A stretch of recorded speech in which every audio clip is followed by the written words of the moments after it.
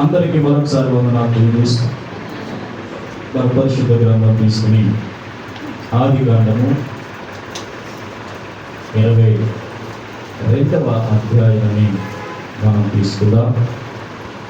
ఆదికాండము 22వ అధ్యాయం 14వ వాక్యమును చదువుదాం.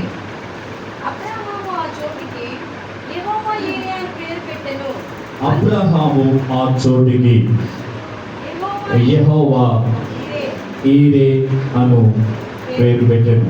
అందుచేత అందుచేత యెహోవా పర్వతం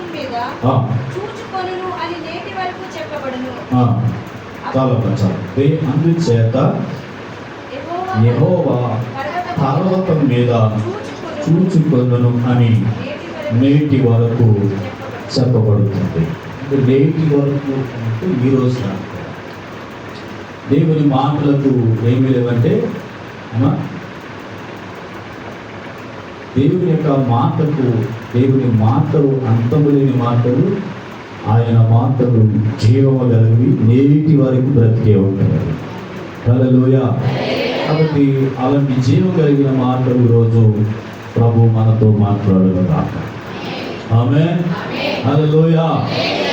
ఒక విషయాన్ని మీకు చెప్తాను, జాగ్రత్తగా వినండి కదా. నాలాంటి మధ్య పాస్టర్ ఒక ఆయన ప్రసంగం చేయడానికి చోటు వెళ్ళారు. ఆయనకు ఉన్న అలవాటు ఏంటంటే పాపం చదువుతారు కానీ గుర్తుండదు ఆయన మైండ్లో. నేను కూడా అంటే చదువుతాను కానీ గుర్తుండదు, మర్చిపోతాను. అలాంటి ఆయన వాక్యం చెప్పడానికి ఆదివారం సిద్ధపడి సంఘానికి వెళ్ళాడు. అయితే ఆయన బైబిల్ చదివేటప్పుడు బైబిల్లో ఆయన చెప్పాలనుకునే విషయాలన్నిటి కూడా చిన్న చిన్న ఇనుప మొక్కలు తీసుకుని అందులో పెట్టాడు. ఆ బైబిల్లో పెట్టుకుని వెళ్ళాడు, వాక్యం చెప్పాడు. దేవునికి స్తోత్రం. హల్లెలూయా. వాక్యం చెప్పండి. వాక్యం సమయం వచ్చింది. ప్రభునందు ప్రియులారా, మనందరము వాక్యం చదువుకుందాం అని చెప్పి ఆ గ్రంథాన్ని ఇలా తీసి అలా పెట్టాడు. అందరూ కళ్ళు మూసుకుందాం, ప్రార్థన చేసుకుందాం అన్నాడంట. ఇప్పుడు కాదు, అక్కడ. దేవునికి స్తోత్రం. హల్లెలూయా. వెంటనే అందరూ కళ్ళు మూసుకుంటారు కానీ ఎవరు కళ్ళు మూసుకోరు చెప్పండి అన్నా? రాష్ట్రం మూసుకోరా? ఎంత ఘోరమో. రాష్ట్రం మూసుకుంటాడు. ఎవరు మూసుకోరు? చంద్రబాబు మూసుకోరు. ఎవరు దిక్కులు చూస్తారు. నేను ఎంత బాధపడి ఎంత వాకి చెప్తే అప్పుడు కనబడుకుంటున్నారు. అలాగే ఉంటుంది అనుకుంటుంది కదా. వాళ్ళు మూసుకోరు. ఇంతలో కుర్రోళ్ళందరూ చూస్తే అందులో దూరంలో ఉన్నాడు పిల్లడు. ఆడు పాస్టర్ గారి బైక్ మీద కొద్దిగా చూస్తే పాస్టర్ గారి బైక్లో పొలమొక్కలు. ఆ పక్కన యాగేజ్ అన్నాడంటే, రే పాస్టర్ గారి బైబిల్లోనూ ఎవడో పొలమొక్కలు ఇచ్చాడా అన్నాడు.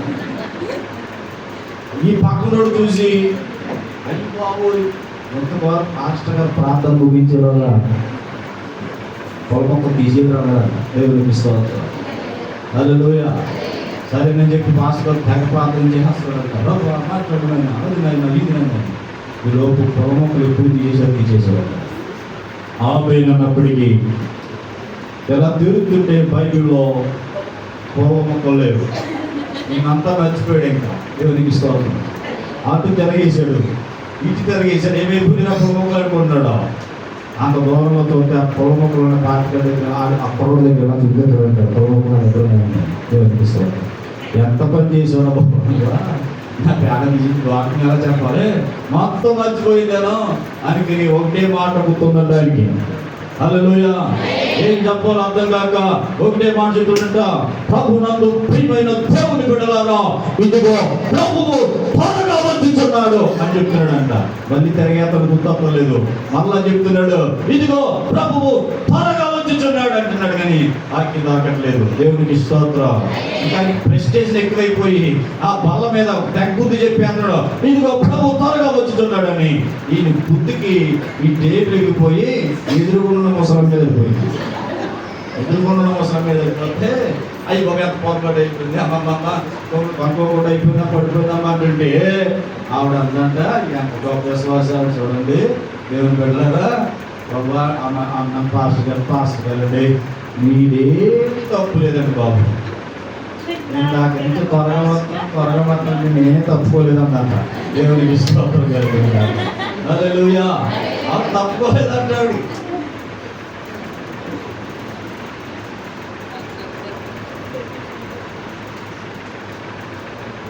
మరొక ఆయన ఉన్నాడు, ఆయనకి ప్రారంభం తప్ప ముగింపు చూడండి. ఒక రోజు వాళ్ళ ఆవిడ హాస్పిటల్ గారు ఒక చాక్లెట్ బెల్లిచ్చి, ఈ బెల్ల నోట్లు వేసుకోండి, మీకు ముగింపు రావట్లేదు, ఇది ఎప్పుడు అయిపోతుంది అప్పుడు ముగించమన్నారు. సరే చాక్లెట్ జోలెట్కి వెళ్ళాడండి. చాక్లెట్ జోలెట్ చేత బెల్ల ఆ చాక్లెట్ కొద్దిగా ఉండే కదా చిన్న, ఈ పక్కన జోలెట్టుకున్నాడంట. ఈ పక్కనే ఆ చాక్లెట్తో పాటు బత్తం మొక్కందంట. బత్తం హ్యాపీ బత్తం, ఈ చాక్లెట్ కొంచెం బత్తం వేసుకున్నాడు. ఇంకా దీనిలో తప్పలేస్తున్నాడు కానీ అడుగుతలేదు, అడగట్లేదు. ఈరోజు మీరు అనుకోవచ్చు ఏ టైంకి అవుతారో ఎప్పుడు అడుగుతారో అనుకోవచ్చు. ఏ కాగా పడుకొని తొందరగా ముగించేస్తారు. దేవునికి ఇస్తారు. హల్లెలూయా. నా ప్రియమైన దేవుని బిడ్డలారా, అబ్రహాము గారు జీవితంలో నుండి ఒక మాట ఏమిటంటే, ఇక్కడ పరిశుద్ధ గ్రంథంలో ఒక మాట, అద్భుతమైన మాట రాయబడ్డారు. ఏమిటంటే, ఆ మాట నేను చదువుతున్నాను, చాలా జాగ్రత్తగా మీరు గమనించండి. 14వ వాక్యం. అబ్రహాము ఆ చోటికి యెహోవా ఈరే అను పేరు పెట్టెను. చెప్పండి, యెహోవా ఈరే అను పేరు పెట్టెను. అందుచేత యెహోవా ఆ పర్వతం మీద చూచుకొనని నేటి వరకు చెప్పుచున్నాడు. దేవునికి స్తోత్రం. ఈరోజు నేను చెప్పే మాట జ్ఞాపకం పెట్టుకోండి. యెహోవా ఈరే. చెప్పండి, యెహోవా ఈరే అంటే అర్థం ఏంటంటే దేవుడే చూచుకుంటాడు. చెప్పండి, దేవుడే చూచుకుంటాడు. యెహోవా ఈరే, ఆయనే చూచుకుంటాడు, ఆయనే నడిపిస్తాడు, ఆయనే మనకు కావలసిన ప్రతి పరిస్థితులలో ఏమి చేయాలో ఆయనే చూచుకునే దేవుడుగా ఆయన ఉన్నాడు.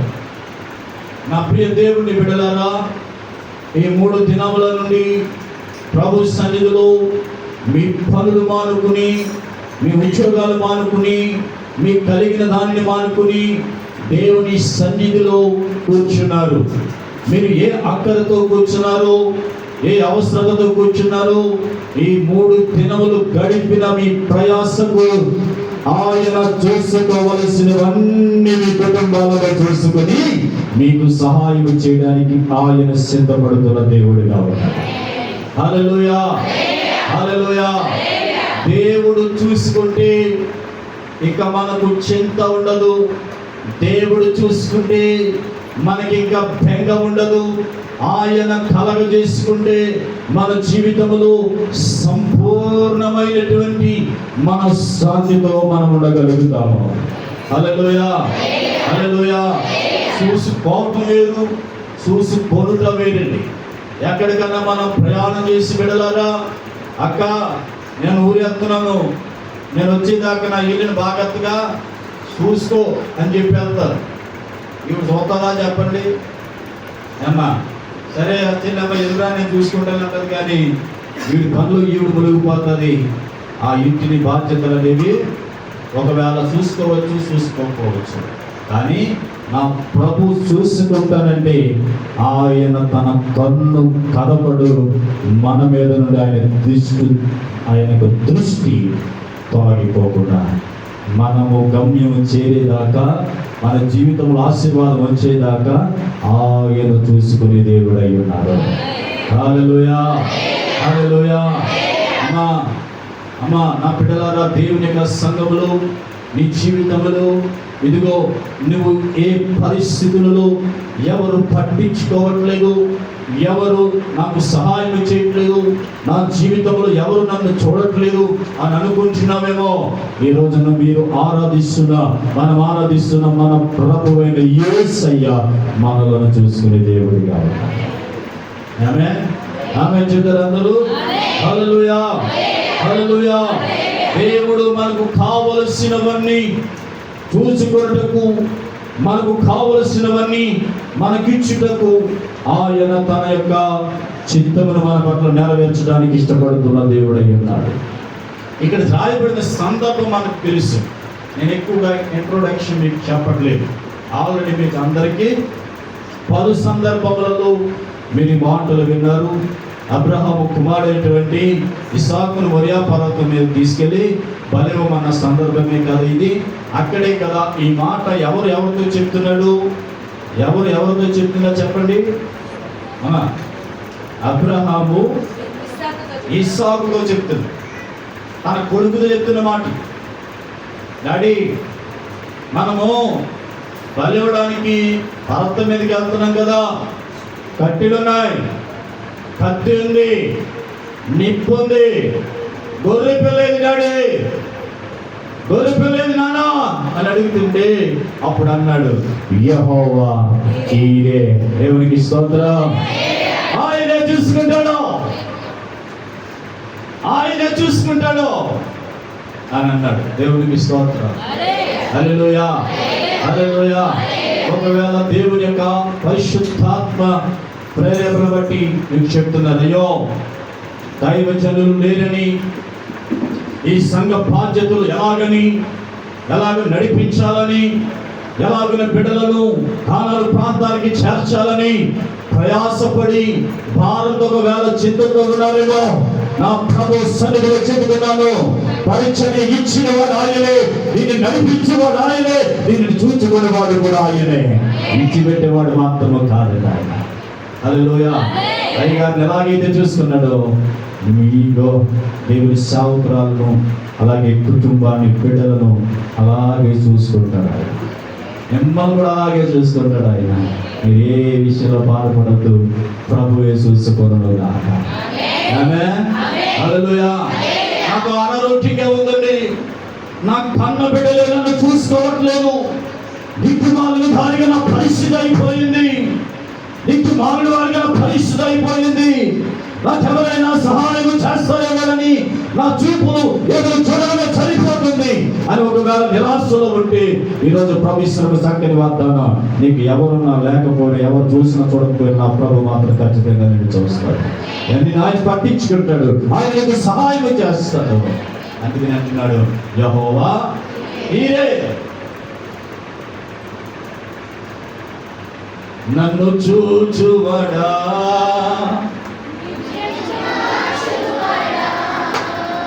అదే మనకు ఆయన దేవునికి స్తోత్రం. ఆయనకున్న పేరు ఏంటంటే చూచుచున్నాం దేవుడు కదా, చూస్తాడు, ఎవరిని కూడా విడిచిపెట్టేవాడు. నేను అంటున్నాను, ఈ 3 దినాలు దేవుని సన్నిధిలో దేవుని కొరకైతే ప్రార్థించావు తల్లి, దేనికైతే మొరపెట్టుకున్నావో, ఏ పని కొరకైతే నువ్వు దేవుని దగ్గర విజ్ఞాపన చేసావో, ఆ పనులన్నిటి సంగతి నా దేవుడు చూసుకోబోతున్నాడు. నువ్వు కంగారు పడక్కర్లేదు. హల్లెలూయా, హల్లెలూయా. నేను ఉంటే ప్రార్థన తీసుకున్నాను. మా బ్రదర్ హాస్పిటల్లో ఉంటే ఎవరు చూసుకుంటారు? నాన్నగారు కొంచెం కంగారు పడుతున్నారు, ఎవరు చూసుకుంటారు? నేను పరిచయం వెళ్ళిపోతే మా నాన్నగారు కాకపోతే బ్యాంక్లో ఉన్నప్పటికీ కూడా నేను ఒకటే అనుకున్నాను, ప్రభువు చూసుకుంటాడు కదా, ఆయన పని చేసుకున్నాను కదా, ఆయనే చూసుకుంటాడు అన్న. దేవునికి స్తోత్రం. హల్లెలూయా. డాక్టర్ చెప్పింది ఏంటంటే పరిస్థితి క్రిటికల్గా ఉంది, పెద్ద హాస్పిటల్ తీసుకెళ్ళాలన్నాడు. నేను ఒకటే మాట చెప్పాను, నా ప్రభు నాకు ఉన్నాడండి, మీరు ట్రీట్మెంట్ చేయండి, ఆయనే చూసుకుంటాడు. ఈరోజు దేవుడు సత్యంగా ఆరోగ్యం ఇచ్చాడు. దేవునికి స్తోత్రం. హల్లెలూయా. మరి ఇంకా చక్కగా డేవిడ్ గారు మేము కూడా కలిసి వస్తుంది, ఆయన కూడా చక్కగా మాట్లాడాడు. అది సంతోషం వచ్చింది. మీరు ప్రభుత్వంలో మాట్లాడండి, మీతో మళ్ళీ చక్కగా దేవుడు చూసుకుంటాడు. కాబట్టి మన దేవుడు మనలను విడిచేవాడు కాదు, మనలను విడిచిపెట్టేవాడు కాదు. దేవునికి స్తోత్రం. హల్లెలూయా, హల్లెలూయా, హల్లెలూయా. చెల్లింది దేవునికి స్తోత్రం కలుగునుగాక. ఆమేన్. మన దేవుడు మనలను చూసుకుంటాడు. ఒక మాటను గమనిస్తే అక్కడ ఒక మాటను ప్రభు నాకు నేర్పించాడు. ప్రభు అన్న మాట ఏంటంటే, ఆయన చూసుకునే దేవుడు కదా. ఒక ప్రశ్న మీకు వేస్తున్నాను, ఎక్కడ చూసుకుంటాడు ఆయన? వస్తాడు అన్నాడు కదా, ఎక్కడ చూసుకుంటాడు చెప్పండి అమ్మా. అక్కడ ఉంది కదా ఆన్సరు, అక్కడ ఉంది కదా. మీరు గమనిస్తే ఎక్కడ చూసుకుంటాడు ఆయన? చదవండి. ఓకే, మీకు అర్థమైపోతుంది. ఎక్కడ చూసుకుంటాడు ఆయన? పర్వతం మీద చూసుకుంటాడు. ఆమె చెప్పండి, ఎక్కడ చూసుకుంటాడు ఆయన? పర్వతం. పర్వతం మీద. ఏ పర్వతం అది చెప్పాలి? మోరియా పర్వతం. దేవునికి స్తోత్రం. హల్లెలూయా, హల్లెలూయా. ఇస్సాకును బలివ్వడానికి తన తండ్రి మోరియా పర్వతం మీద తీసుకెళ్ళాడు కదా. ఇప్పుడు అబ్రహాము తన కొడుకుతో అంటున్నాడు, గొర్రె పిల్లను ఆయనే చూసుకుంటాడు. ఎక్కడ చూసుకుంటాడంటే పర్వతం మీద చూసుకుంటాడు. హల్లెలూయా. చేతులపైకి దేవునికి మహిమ కలుగునుగాక. ఆ పర్వతం గురించి నేను ఆలోచన చేస్తూ ఉన్నప్పుడు కొన్ని విషయాలు మేము లోపలికి తీసుకెళ్తాను. వెళ్దామా లోపలికి? వాక్య లోపలికి వెళ్దామా? ఈ పర్వతం గురించి కొన్ని మాటలు మీకు చెప్తాను. మీకు వాక్యం బాగా అర్థం అవ్వాలి. దేవుడు ఎక్కడ చూసుకుంటాడు. దేవుడికి స్తోత్రం. ఒక్కసారి మనము దినవృత్తాంతాల గ్రంథం మీద చూస్తే, మొదటి దినవృత్తాంతులు 21వ అధ్యాయము 21వ అధ్యాయము 15వ వాక్యాన్ని ఒకసారి చదవండి. దేవుడు ఒక దూతను పంపెను.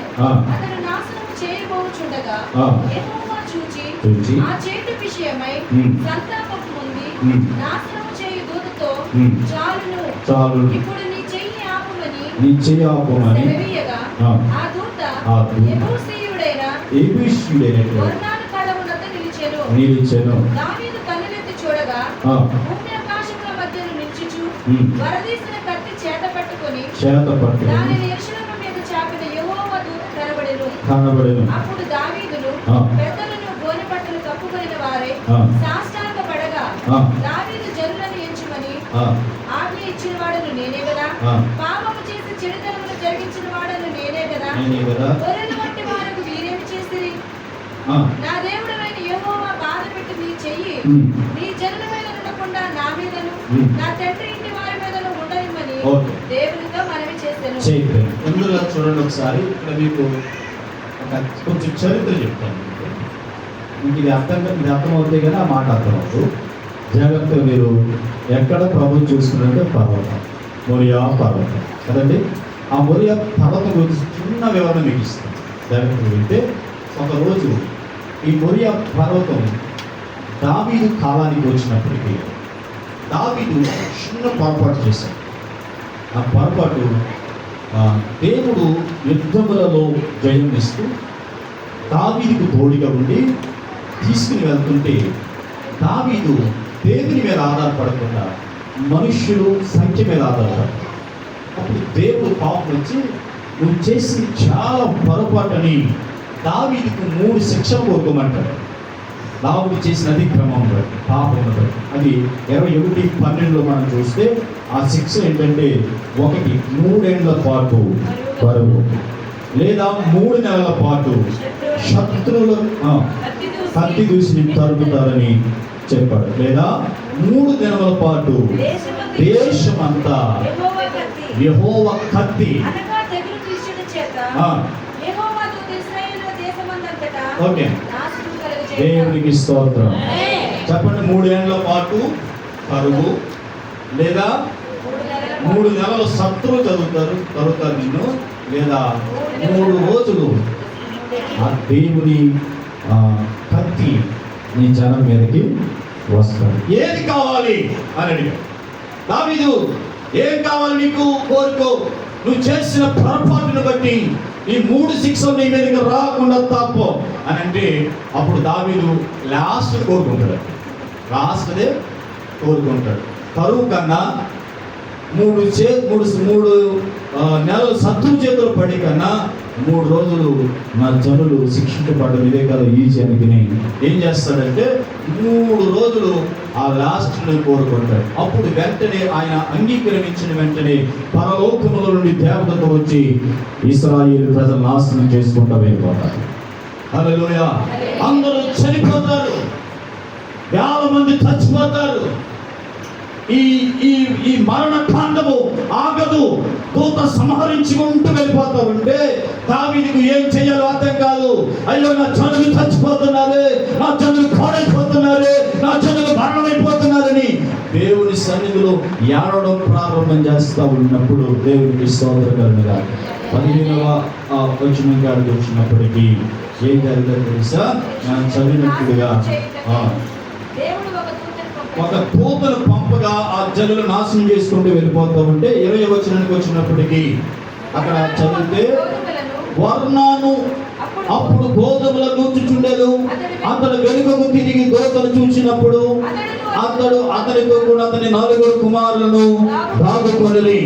దావీదు వర్ణాను వద్దకు వచ్చి వర్ణాను దావీదును చూసి కళ్ళములో నుండి వెలుపలికి వచ్చి తల నెలమట్టుకు వచ్చి దావీదుకు నమస్కారము చేశాను. గంట చదివించి ఇంటికి వెళ్ళారు. ఖచ్చితంగా యొక్క 20వ అధ్యాయం అంతా చదవండి అమ్మా. నేను చెప్తాను ఇది ఎవరైనా మీకు సింపుల్గా మీకు చెప్తాను. ఎప్పుడైతే ఈ దూత సంహరించుకుంటూ వర్ణాలు కళ్ళం దగ్గరికి వస్తాడు. ఆ వర్ణాలు కళ్ళం దగ్గరికి వచ్చినప్పటికీ అక్కడ ఆగితే ఇదిగో దావీదు, ఈ మరణకాండం ఆగాలంటే నువ్వు పరుగెట్టుకుంటూ వెళ్ళు. యెహోవా దూత వర్ణాలు కాలములో ఉన్నది, అక్కడకు నువ్వు వెళ్తే అక్కడ దేవునికి బలిపీఠం కట్టితే ఈ తెగులు ఆగిపోతుందని చెప్తే దావీదు పరుగున వెళ్ళి వర్ణాలు కాలంలో చూసిన దూత దగ్గరికి వచ్చి అక్కడ ఒక బలిపీఠం కట్టడానికి ప్రయత్నం చేస్తాడు. అప్పుడు ఆ కళ్ళము ఎవరి చేతిలో చెప్పండి? ఈ మాట వర్ణాలు కళ్ళంలో ఉంది. అప్పుడు దావీదు ఆ స్థలానికి వెళ్చి కొని అక్కడ బలిపీఠం కడతాడు. బలిపీఠం కట్టగానే తెగులు ఆగిపోతుంది. చెప్పండి, తెగులు ఆగిపోతుంది, మరణం ఆగిపోతుంది, అక్కడి నుండి దూత వెళ్ళిపోతుంది, ప్రజలకు సమాధానం కలుగుతుంది. ఇంతవరకు అర్థమైంది అన్నవారు స్తోత్రం. హల్లెలూయా, హల్లెలూయా. నేను ఒక మాట చెప్తున్నప్పుడు జీవం కలిగిన దేవుడు వాక్ చెప్తున్నప్పుడు ఎంతో సంతోషంగా, ఒకవేళ మీకు చప్పలు కొట్టాలంటే చప్పలు కొట్టండి. ఓకే, అక్కడ చాలా ఉత్సాహంగా ఉంది. ఒకవేళ మీరు ఆమేనంటే ఆమేనండి. దేవుడు ఖచ్చితంగా వాగ్దానాలను మీ పట్ల నెరవేరుస్తాడు. హల్లెలూయా, హల్లెలూయా. చూడండి, వర్ణాలు కళ్ళము దగ్గర దావీదు కొన్న స్థలంలో తెగులాగిపోయి అబ్రహాము అన్నాడు పర్వతమే చూసుకుంటాడు అన్నాడు. దావీదు కాలానికి వచ్చినప్పటికీ ఆ పర్వతము ఎవరి చేతిలో ఉందంటే వర్ణాలు చేతిలో ఉంది. అలాగే సొలొమోను కాలానికి వచ్చినప్పటికీ ఆ పర్వతం ఏమైందో 2వ దినవృత్తాంతాల గ్రంథము 3వ అధ్యాయము 1వ వచనం చదువుదాం. 1వ వచనం చదువుదాం.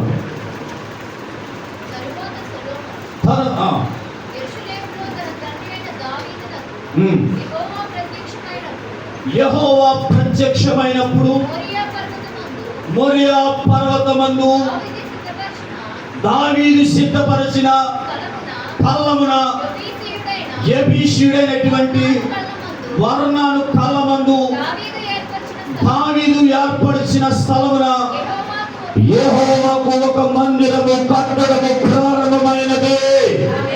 గట్టిగా చప్పట్లు కొట్టి ప్రభువుకి స్తోత్రం చెల్లిద్దాం. హల్లెలూయా, హల్లెలూయా. ఈ అబ్రహాము చరిత్ర నుండి, దావీదు చరిత్ర నుండి సొలొమోను కాలానికి వచ్చినప్పటికీ మోరియా పర్వతము ఏమైందో ఈ ఒక్క వచనంలోనే మొత్తం రాసేసాడు. అక్కడ చూడండి,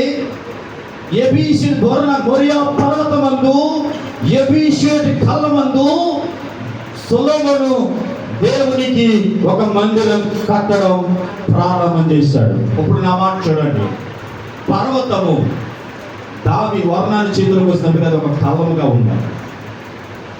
అది దావీదు కొన్నాడు. కొన్న తర్వాత సొలొమోను కాలానికి వచ్చినప్పటికీ అదే కాలంలో అదే మొరియా పర్వతం మీద మందిరం కట్టాడు ఆయన.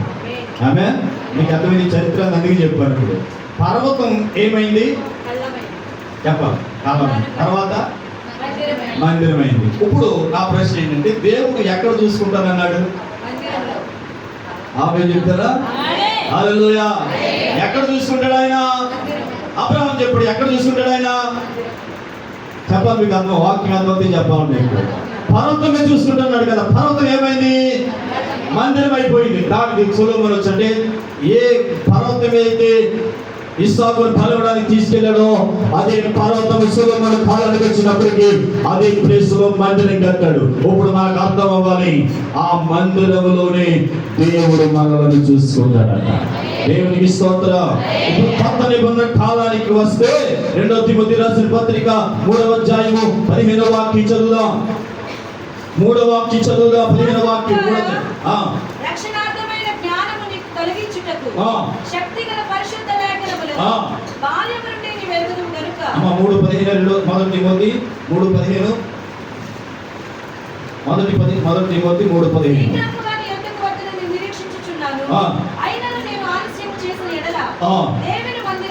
దేవుని మందిరములో అనగా జీవము కలిగిన దేవుని సంఘము. ఆమె చెప్పండి. హల్లెలూయా. ఇప్పుడు మనం ఎక్కడున్నా తెలుసండి, జీవము కలిగిన దేవుని సంఘములో ఉన్నాం. ఇప్పుడు ఈ కాలానికి ఇది జీవము కలిగిన దేవుని సంఘం. పర్వతం మందిరమైంది, మందిరము జీవము కలిగిన సంఘమైంది. దేవుడు ఎక్కడ చూసుకుంటాడంటే మన పరిస్థితులలో సంఘములో చూసుకుంటాడు, మందిరములో చూసుకుంటాడు. ఒక మాట మీకండి అమ్మా, దేవుని మందిరానికి ఎందుకు రావాలో తెలుసండి. మీరు ఏ బాధలతో ఉన్నారు, ఏ కష్టములతో ఉన్నారు, ఏ వ్యాధుల చేత సతమతపడుతున్నారు, ఆయన మందిరములోకి వచ్చి మోకరించి 2 చేతులు పైకెత్తి ప్రభువా నా కష్టము ఇదినైనా నేను అనగలిగితే వెంటనే ఆయన చూస్తాడండి, వెంటనే ఆయన పట్టించుకుంటాడండి. అందుకు ప్రభు సన్నిధికి రావాలి. చాలా మంది అనుకుంటారు ఇంటికాడ ఉంటే చూసుకోవడం ఆయన ఎందుకు కట్టించండి సంఘాన్ని, ఎందుకు ఆరాధన ఏర్పాటు చేశాడు, ఎందుకు మందిరాన్ని మనం కొలిగించాడు ఆయన అంటే, ఇక్కడ సొలొమోను మందిరం కట్టిన తర్వాత మేము ఏ బాధలతో వస్తున్నామో అయినా, ఏ రోగంతో వస్తున్నామో అయినా, ఏ సమస్యలతో వస్తున్నామో నీవు ఆకాశం నుండి మా ప్రార్థనలు అంగీకరించి మాకు సమాధానం ఇవ్వండి, ఏ తెగులు మాకు రాకుండా చేయండి, ఏ కష్టం మాకు రాకుండా చేయండి. ఈ మందిరంలో మేము మాపు గురించి ప్రార్థిస్తున్నప్పుడు ప్రభువా మాకు సహాయం చేయడని ప్రభు సన్నిధిలో ప్రార్థన చేసి పెద్ద ప్రార్థన సొలొమోను మందిరం కట్టించాలి. హల్లెలూయా. అర్థమైందండి. ఆమె దేవునికి స్తోత్రం. అందోడని చెప్తా, మీకు ఇంకా అందోడని చెప్తాండి. దేవునికి స్తోత్రం. హల్లెలూయా. ఒక ఆవిడ బైబిల్ గ్రంథంలో ఒక ఆవిడ ఉందండి. ఆవిడ నడుము వంగిపోయిన స్త్రీ, 18 సంవత్సరాలైన నడుము వంగిపోయి ఆవిడ. లూకా సువార్తలో 10:13 వచ్చిన అనుకోండి ఆ చరిత్ర ఉంటుంది. ఆవిడ నడుము వంగిపోయి ఎంత మాత్రము సమాధానం లేక నేను ఎలాగనుకుంటున్నాను, ఆమెకున్న ప్రాబ్లం, ఆమెకున్న సమస్య, ఆమెకున్న రోగం డాక్టర్లకే అంత చెక్కలేదు. చెప్పండి, ఎవరికి అంత చెక్కలేదు? డాక్టర్లకే తెలియదండి. ఎన్నో స్కానింగ్ తీసుకుంటారు. నిజంగా ఆ రోజుల్లో స్కానింగ్ అంటే ఆ స్కానింగ్ కాదని ఈ స్కానింగ్, ఈ స్కానింగ్ కాదని ఆ స్కానింగ్ తీసుకుంటారు. ఏ స్కానింగ్ తీసినా ఆమెకు రిపోర్ట్లో ఏమీ లేదమ్మా, ఎందుకు వంగిపోతుందో, నీ ప్రాబ్లం ఏంటో మాకు అర్థం కావట్లేదు, డబ్బులన్నీ ఖర్చు పెడుతుంది, ప్రయాసపడుతుంది.